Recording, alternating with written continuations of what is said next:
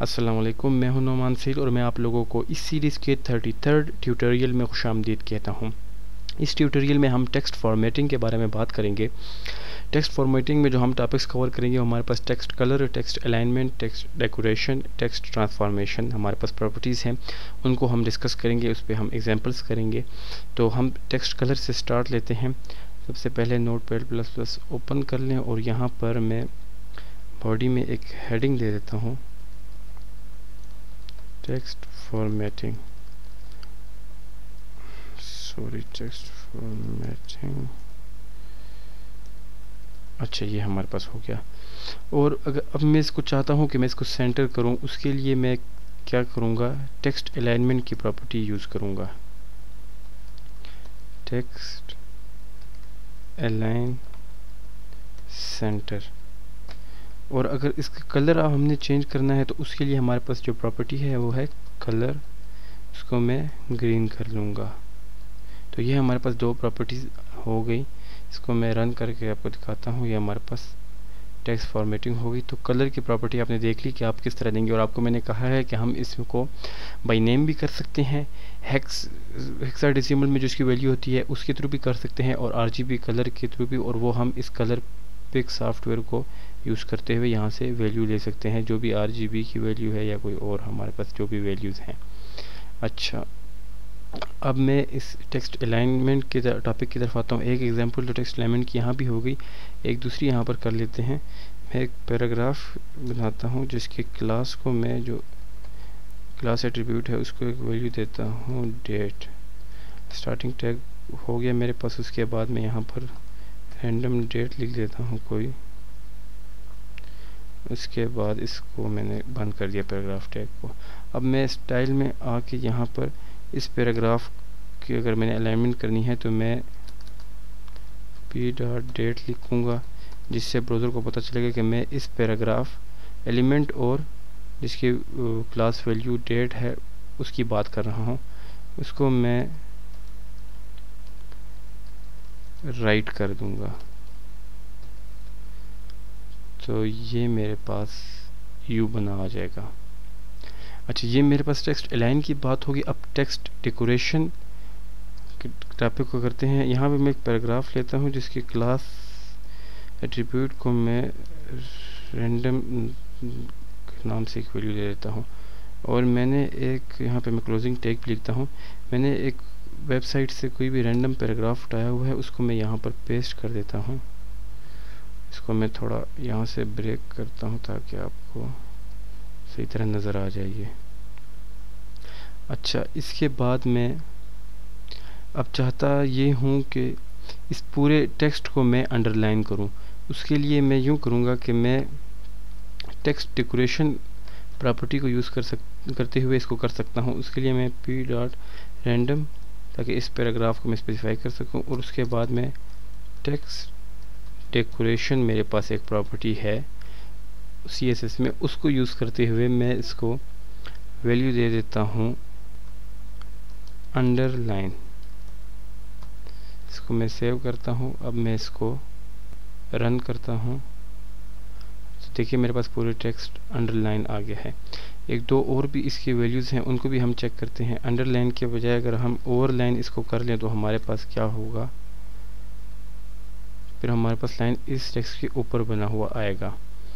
अच्छा, उसके अलावा अगर हम लाइन थ्रू कर दें इस को, एक इसके वैल्यू है लाइन थ्रू, इससे क्या होगा, इस टेक्स्ट के ऊपर एक लाइन बनी हुई आ जाएगी यूँ करके।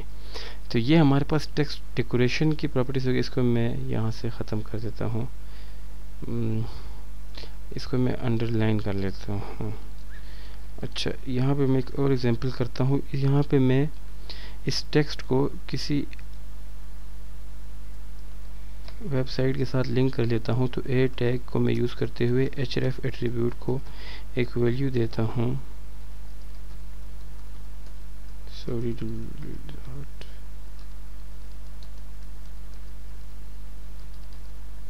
इसको मैं सेव करता हूँ। अब मैं इसको रन करता हूँ, देखता हूँ मेरे पास किस तरह आ रहा है। ये मेरे पास इस तरह वो बना आ रहा है। अच्छा, अगर मैं चाहता ये हूँ कि इस टेक्स्ट के नीचे से लिंक ये अंडरलाइन ख़त्म हो जाए, यानी टेक्स्ट के नीचे हमारे पास लाइन ना हो, उसके लिए मैं यूँ करूँगा, यहाँ पे आके मैं HTML एलिमेंट की वैल्यू चेंज करना चाहता हूँ प्रॉपर्टी, तो उसके लिए मैं टेक्स्ट डेकोरेशन नन कर दूंगा, उसकी वैल्यू को मैं नन। अब मैं इसको सेव करता हूँ। अच्छा, सेव करने के बाद हमने ये पैराग्राफ की जो वैल्यू है वो भी हमने अंडरलाइन की हुई है, इसको मैं यहाँ से ख़त्म कर लेता हूँ ताकि पैराग्राफ की वैल्यू ना हो, और इसको अभी मैं नन नहीं करता, इसको मैं अभी हटाता हूँ, आपको दिखाता हूँ कि इससे पहले ये किस तरह नज़र आ रहा है। यहाँ पे अब टेक्स्ट के नीचे अंडरलाइन हुआ है, इसको मैं यहाँ पे टेक्स्ट अंडरलाइन ख़त्म करने के लिए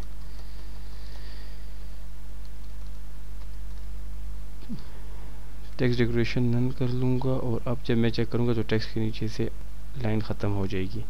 अच्छा, ये हमारे पास टेक्स्ट डेकोरेशन की बात होगी। अब अगर मैंने टेक्स्ट ट्रांसफॉर्मेशन की मैं बात करता हूँ, यहाँ पे इस टी को मैं छोटा कर लेता हूँ। अच्छा, ये टी मेरे पास जिसका छोटा है। अब मैं ये पैराग्राफ रैंडम है, इसमें मैं हमारे पास एक प्रॉपर्टी है टेक्स्ट डेकोरेशन, उसको अगर मैं वैल्यू दूंगा अपर केस, तो मेरे पास जितना टेक्स्ट है इस पैराग्राफ में ये सारा अपर केस में चला जाएगा। इसको हम रन करके चेक करते हैं। 2 मिनट, यहाँ पे हमने कुछ गलती की है, ओ सॉरी, इसको हम यहाँ पे टेक्स्ट ट्रांसफॉर्मेशन यूज़ करेंगे। रियली सॉरी, गलत वैल्यू यूज़ कर ली हमने, टेक्स्ट ट्रांसफॉर्मेशन को यूज़ करेंगे। अभी भी हमारे पास नहीं आ रहा, हम यहाँ पे स्पेलिंग मिस्टेक कर रहे हैं, कुछ गलती यहाँ पर हम कर रहे हैं, और टेक्स्ट ट्रांसफॉर्म है ये बेसिकली। अब इसको text minus transform upper case, हाँ अब बिल्कुल सही है। अब इसको हम असल में टेक्स्ट ट्रांसफॉर्मेशन जो है वो इस टॉपिक का नाम था मेरे जहन में, वो रह गया था गलती से। अब ये मेरे पास सारा टेक्स्ट जो है वो मेरे पास अपर केस में आ रहा है। अच्छा, लोअर केस में करने के लिए सिंपल है, आप इस प्रॉपर्टी को वैल्यू लोअर केस दे दें। इसको सेव करके हम रन करते हैं कि हमारे पास क्या रिज़ल्ट आ रहा है। ये सारा लोअर केस में आ गया। अच्छा, यहाँ पर आप देखें ये टी मेरे पास छोटा है, अगर मैं चाहूँ कि फुल स्टॉप के बाद ये टी मेरे पास कैपिटल आए, उसके लिए हमारे पास यहाँ पे आप टेक्स्ट ट्रांसफॉर्म को अगर मैं कैपिटलाइज वैल्यू दे दूँ, तो जहाँ पर लेटर कैपिटल होना चाहिए ये उसको खुद ब खुद कैपिटल कर देगा पूरे टेक्स्ट में। ये देखिए, पहला टेक्स्ट जो है हर वर्ड का वो हमारे पास कैपिटल हो जाएगा। जितना भी हमारे पास जो भी वर्ड है उसका जो हमारे पास पहला लेटर होगा वो हमारे पास कैपिटल हो जाएगा। इस कैपिटलाइज को अगर हम यूज़ करेंगे। अच्छा, ये हमारे पास टेक्स्ट फॉर्मेटिंग की बात हुई। इसमें हमने text colour, text align, text decoration, text transformation की बात की। टेक्स्ट कलर में हमने चेक किया कि हम कलर्स को किस तरह चेंज कर सकते हैं। टेक्स्ट अलाइनमेंट में हमने फिर बात की हम टेक्स्ट की पोजीशन को किस तरह चेंज कर सकते हैं। टेक्स्ट डेकोरेशन में हमने देखा कि हम अंडरलाइन, ओवरलाइन, लाइन थ्रू को किस तरह उसके साथ यूज़ कर सकते हैं। और टेक्स्ट ट्रांसफॉर्म, जिसमें हमने थोड़ी सी गलती की, टेक्स्ट ट्रांसफॉर्मेशन नहीं है ये, यहाँ पर आप देख लीजिए हमारे पास टेक्स्ट ट्रांसफॉर्म है, सॉरी वहाँ पर मुझसे गलती हो गई थी थोड़ी सी।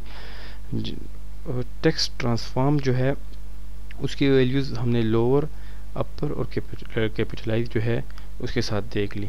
आप इस ट्यूटोरियल को दोबारा देखिए और अच्छी तरीके से जो इसमें मैंने एग्जांपल्स कराई हैं इनको प्रैक्टिस करें खुद, और भी आपके जहन में अगर कोई आइडियाज़ आते हैं उसकी भी प्रैक्टिस करें। नेक्स्ट ट्यूटोरियल तक मुझे इजाज़त दीजिएगा। अल्लाह हाफिज़।